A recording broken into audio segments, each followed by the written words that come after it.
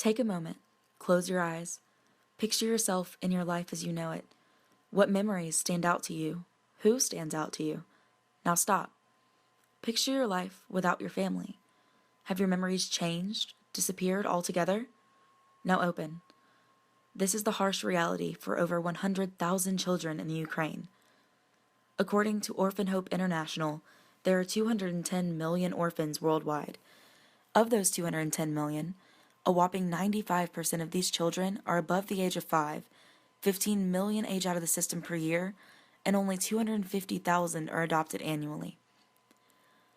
While usually pictured with smiling faces, their memories probably include those of abuse, neglect, malnourishment, abandonment, or anxiety. They live in constant fear of aging out of the system. You see, in the Ukraine, orphans older than the age of 16 are sent out into the streets every year on August 31st with nothing more than what they can carry on their backs and the hope of survival. Most of these adults turn to drugs or prostitution in order to get by. This kind of reality is why I believe in adoption. I believe in hope, in love, and most of all, in family. I believe that family isn't always defined by the blood you carry in your veins or the DNA that you carry in your blood, but by an unconditional love given to another by no other reason than choice. This love knows no boundaries, genetically or geographically. This is the type of love others can't always understand from the outside looking in. This is love in its most basic form. I have looked on as the Hudgens family loved their son Vitalik, or V for short, through the adoption process.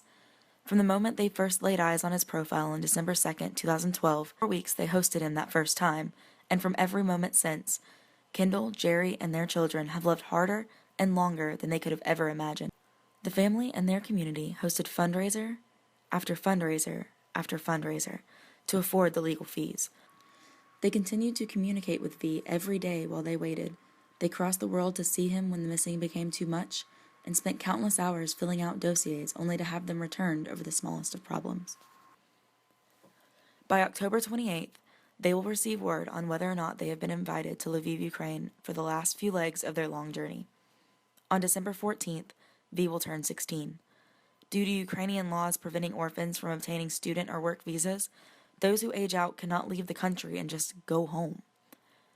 I am not fearful for V and his adoption because I believe that God has a plan in all of this waiting.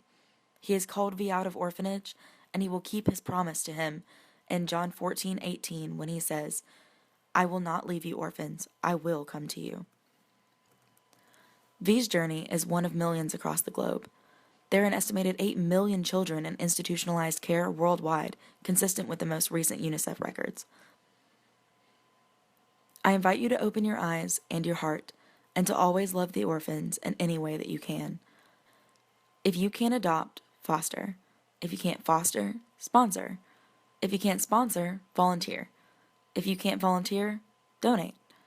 If finally you can't donate, educate. Believe in adoption. Believe in love.